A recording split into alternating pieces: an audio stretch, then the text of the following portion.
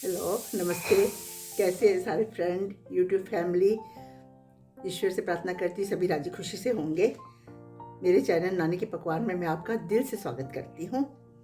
आज की मेरी रेसिपी है पिन्नियाँ, जो सर्दियों में खास करके पंजाब में हर घर में बनती है। कई तरह से होती है, कोई बेसन से बनती है, कोई सूजी से बनती है।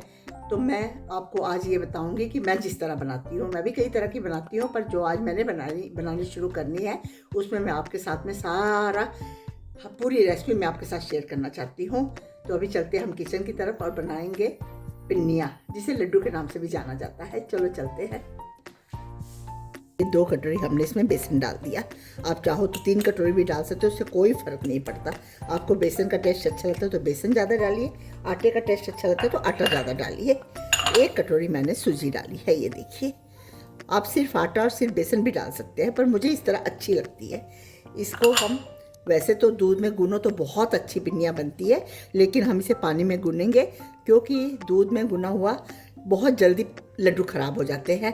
तो इसलिए हमने इसको लंबे टाइम तक रखना है, तो हम इसे पानी में ही गूंदेंगे। अभी हम इसमें थोड़ा सा घी डालेंगे।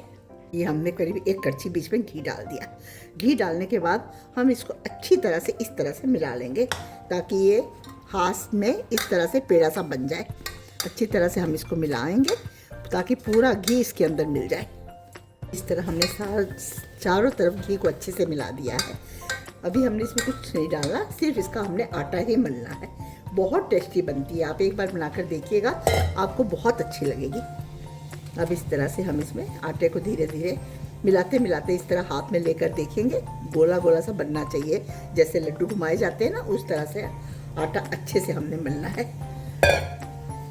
थोड़ा थोड़ा पानी डालकर, आपने जल्दी हफ्ते 10 दिन के लिए बनानी है तो आप दूध में बनाइएगा, बहुत टेस्टी बनेगी। और आपने लंबे टाइम के लिए बनानी है तो आप पानी में बनाइएगा। मैंने लंबे टाइम के लिए बनानी है क्योंकि सर्दियों में मैं बनाकर रख देती हूँ। जिसका दिल करता है वो लेते रहते हैं। अभी मैं और भी बनाऊँगी, इतनी बनाने के बाद भी मैंने और काफ़ी बनानी है। ये देखिएगा, इस तरह से सूजी काफ़ी हद तक पानी को सोख लेती है, इसलिए हमें इसमें पानी की मात्रा थोड़ी ज़्यादा ही चाहिए होती है। ये देखिए, इस तरह हम पानी डालकर इसे फिर से ढककर छोड़ देंगे।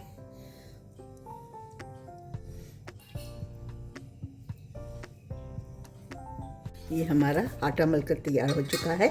अब हमने कुछ नहीं करना, सिर्फ इस टाइप से, ये देखिए, इस टाइप से हमने बनाकर रख लेनी है, जिसको हमने डीप फ्राई करना है घी में।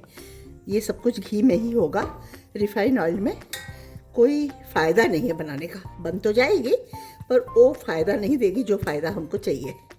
ये देखिए, इस तरह से हमने सारे ऐसे दबा दबा कर इस तरह सारी तैयार कर लेनी है। सारे पेड़े की छोटी छोटी रोटियां बेल लिए। इसको कोई रोटी की शेप देने की ज़रूरत नहीं है, बस पेड़ा उठाए और ऐसे ऐसे दबाकर, थोड़ा बहुत पतला भी ना हो बहुत मोटा भी ना हो। अब इनको हम घी में डीप फ्राई कर लेंगे। घी में ही करना चाहिए क्योंकि ये लड्डू, ये पिन्नियाँ जो भी खाते हैं सर्दियों में, ये घी में ही फ़ायदा देती है। बाकी इसका कोई फ़ायदा नहीं होगा अगर हम तेल में बनाएंगे। सिर्फ टेस्ट तो दे देगी, लेकिन हमको इसके जो बेनिफिट मिलने चाहिए वो नहीं मिल पाएंगे। तो इसे हम अभी डीप फ्राई कर लेते हैं।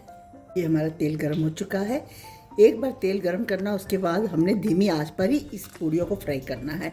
ये देखिए, इसे मैं आपको फिर से एक बार दिखाती हूँ। इस टाइप से हमने हाथ से दबाकर छोटी छोटी बना ली।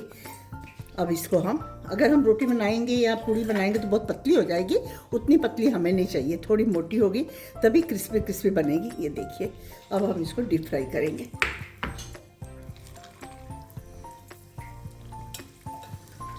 ये देखिए, ये हमारी फ्राई हो चुकी है। हमने इस तरह सुनहरे कलर का इसको करना है, पर ध्यान रखिएगा, एक बार तेल गर्म होने के बाद गैस को धीमा ही रखना है। धीमी आंच पर ये बहुत धीरे धीरे बनेगी और बहुत टेस्टी लड्डू बनेंगे। ये हमने निकाल ली। इसी तरह हम सारी फ्राई कर लेंगे, जितनी भी हमारे पास, हमने सारी धीरे धीरे फ्राई कर लेनी है।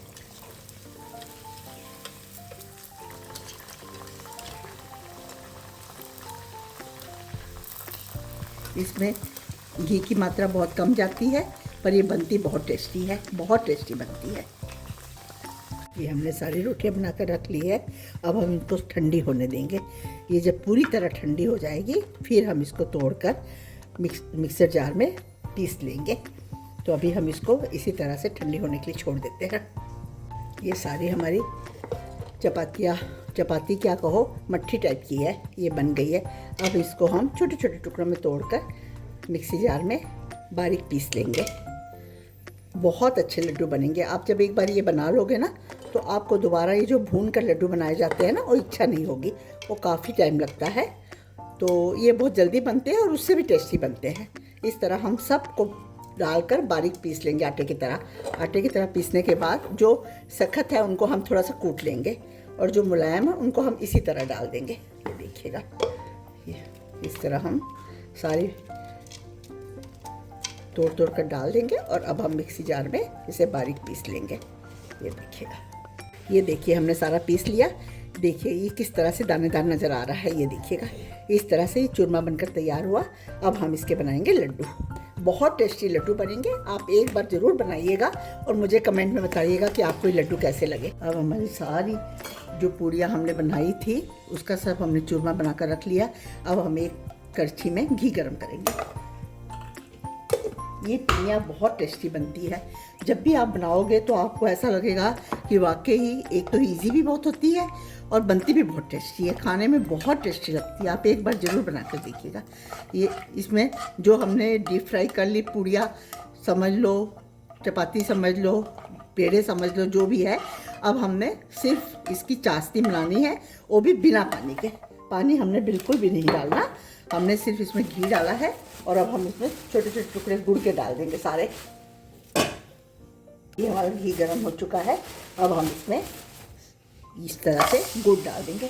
ज़रूरी नहीं है आपने गुड़ की ही बनानी है। आप चीनी की बनाना चाहते हो तो चीनी की बनाइए, मिश्री की बनाना चाहते हो तो मिश्री की बनाइए। मैं गुड़ की बना रही हूँ।